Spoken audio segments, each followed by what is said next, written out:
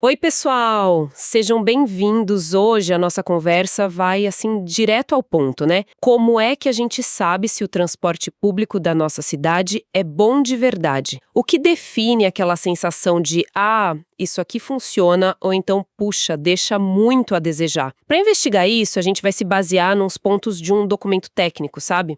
Sobre indicadores de nível de qualidade do transporte público. A ideia aqui é descomplicar um pouco esse tecniquez, né? Entender os critérios que usam para medir a qualidade dos ônibus, metrôs, enfim, o transporte coletivo. São serviços vitais para milhões de pessoas, então vamos mergulhar nesses fatores. A gente vai passar por aquilo que mais pega no dia a dia. Tempo de espera, pontualidade, claro, mas também conforto, ou a falta dele, né? A segurança, a facilidade de acesso para todo mundo e como a rede se espalha pela cidade. São tipo peças de um quebra-cabeça que ajuda a gerenciar e, espera-se, melhorar o serviço. Vamos começar então por algo que, mexe com os nervos de qualquer um: o tempo. Temos a pontualidade, que é basicamente se o ônibus cumpre o horário, né? Sem aqueles atrasos enormes ou quando some do mapa. Ou adianta e a gente perde. E, junto com isso, tem a frequência e o tempo de espera. Porque não adianta ser super pontual se o próximo só vem daqui a 1 hora, certo? Como é que essa dupla pontualidade e frequência afeta a nossa confiança no sistema? Exato. Esses indicadores de tempo, eles são a espinha dorsal mesmo da experiência de quem usa. A questão não é só o tempo que se perde esperando ou dentro de um veículo atrasado. É a previsibilidade que vai embora, sabe? A confiança no transporte público, ela começa com aquela certeza mínima de que ele vai estar lá quando você precisa e que vai te levar ao destino num tempo razoável. Quando a frequência é ruim e irregular, ou a pontualidade falha muito, o sistema não causa só inconveniência. Ele gera estresse, gera ansiedade e uma imprevisibilidade na vida das pessoas. Isso mexe direto na capacidade delas de cumprir os próprios horários e os compromissos. Regularidade e confiabilidade no tempo são cruciais. Imagino. E essa falta de previsibilidade deve pesar muito na hora de escolher usar ou não um transporte, né? Se existe outra opção. Bom, saindo da espera no ponto e entrando no veículo, aí a conversa muda um pouco. A qualidade da viagem em si. Aí entra o tal do conforto. O que exatamente esse indicador mede? É mais do que ter um lugar para sentar? Com certeza, vai além. O conforto, ele tem várias camadas, né?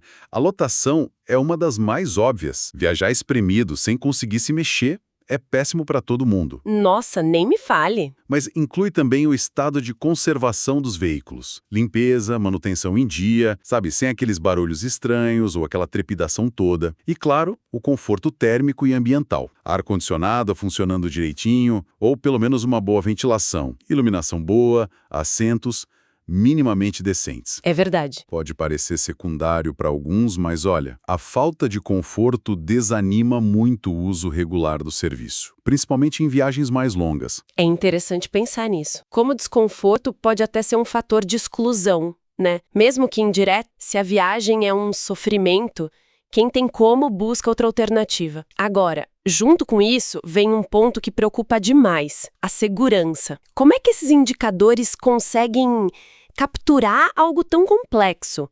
Não deve ser só sobre acidente de trânsito, imagino. Não mesmo. A segurança é multifacetada. Tem a segurança operacional, sim, que lida com o risco de acidente, a manutenção dos veículos para evitar pane, condição da via, essas coisas. Tem também a qualidade da condução, o jeito que o motorista dirige, né? Isso afeta o risco real e também como a gente se sente lá dentro.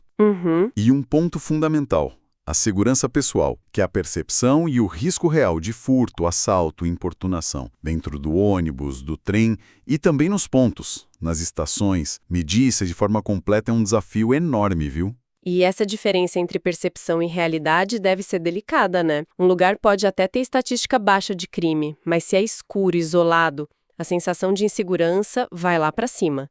Afasta as pessoas, principalmente à noite. Como os gestores trabalham com essa subjetividade toda? É um ponto central, sim. A gestão da segurança tem que combinar os dados objetivos, quantas ocorrências, acidentes, falhas, com a percepção de quem usa. Isso vem por pesquisa, por canal de feedback. Isso levanta uma questão importante, que é como agir. Não basta só reduzir número de incidente, precisa investir em coisas que construam a sensação de segurança. Iluminação melhor nos pontos, nos terminais, talvez mais agentes de segurança visíveis, câmeras, até o design dos espaços para evitar ponto cego, sabe? Entendi. A percepção de segurança é tão vital quanto a segurança objetiva para manter a confiança no sistema. Faz todo sentido. Sem essa confiança básica, a qualidade fica comprometida. Agora, ampliando um pouco o foco, um sistema pode ser pontual, até confortável e seguro, mas se ele não serve para todo mundo, ainda tem uma falha aí, né? Aí a gente entra na acessibilidade. O que isso quer dizer na prática para o transporte público? Acessibilidade, nesse contexto, significa garantir que todas as pessoas possam usar o sistema, independente de condição física, sensorial, cognitiva, e que possam usar com autonomia e segurança. Isso envolve, por exemplo, veículo com piso baixo ou elevador para cadeira de rodas, espaço reservado, sinalização clara, visual e sonora, dentro do veículo e nos pontos, informação acessível em vários formatos, calçada e ponto de parada sem obstáculo. É muita coisa.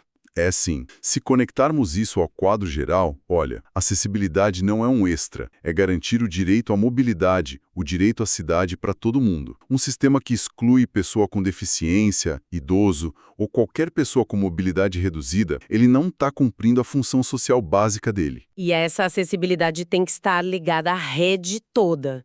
Imagino. Não adianta o ônibus ser acessível se ele não chega onde a pessoa precisa ou se para trocar de modal é um perrengue. Isso leva a gente para cobertura e integração, então. Precisamente. A cobertura tem a ver com até onde a rede vai, né? A extensão geográfica. As linhas chegam nos bairros onde as pessoas moram, trabalham, estudam. A rede é densa o suficiente para a maioria ter um ponto perto de casa. Certo. Já a integração é o que transforma um monte de linha solta num sistema de verdade, um sistema coeso. A gente fala de integração física, tipo a facilidade de trocar de um ônibus para um metrô num terminal bem pensado. E a integração tarifária. Ah, o bilhete único ou algo assim? Isso.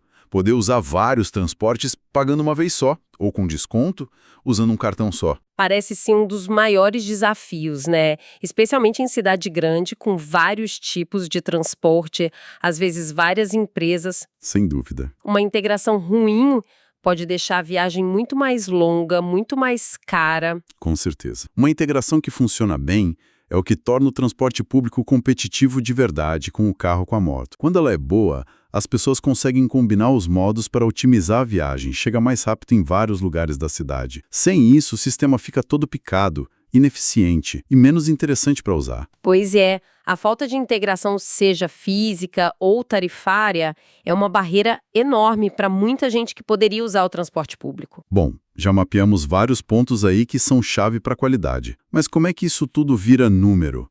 Vira dado para gerenciar? Como se mede na prática mesmo se esses objetivos estão sendo cumpridos? Olha, tem duas frentes principais para medir isso. Uma é a satisfação do usuário. Geralmente isso é visto com pesquisa, sabe?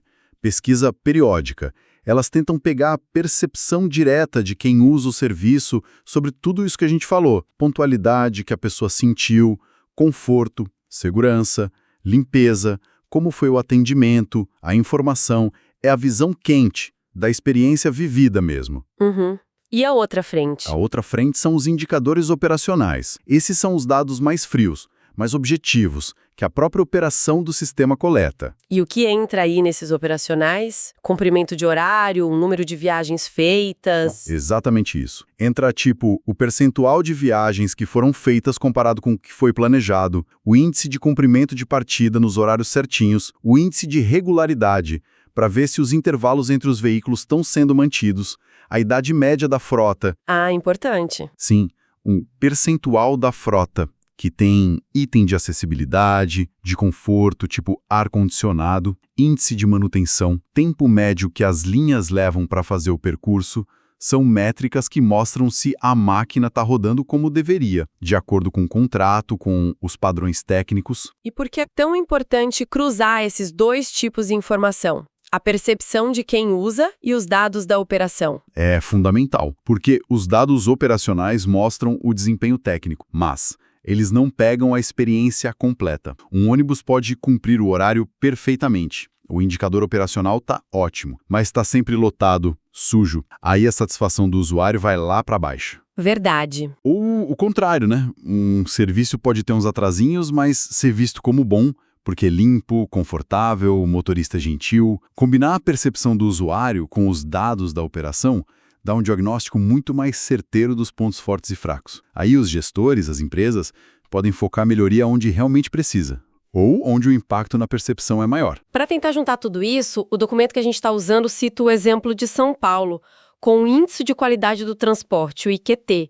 Parece uma tentativa de resumir tudo numa nota só, né? Como é que funciona? O IQT é isso mesmo, um exemplo de índice agregado. Ele pega vários indicadores individuais, esses que a gente falou, pontualidade, regularidade, satisfação em vários pontos, comprimento de viagem, idade da frota, etc. Aí ele pondera cada um, de acordo com a importância que definiram para cada um, e gera uma nota final para cada empresa ou para cada área da cidade. Entendi. Essa nota única facilita comparar, sabe? Ver se está melhorando ou piorando com o tempo. E também para comunicar para o público como está a qualidade do serviço. O documento até cita as faixas que usam lá. Ótimo, acima de 93. Bom, de 76 a 92,99. Regular, de 60 a 75,99.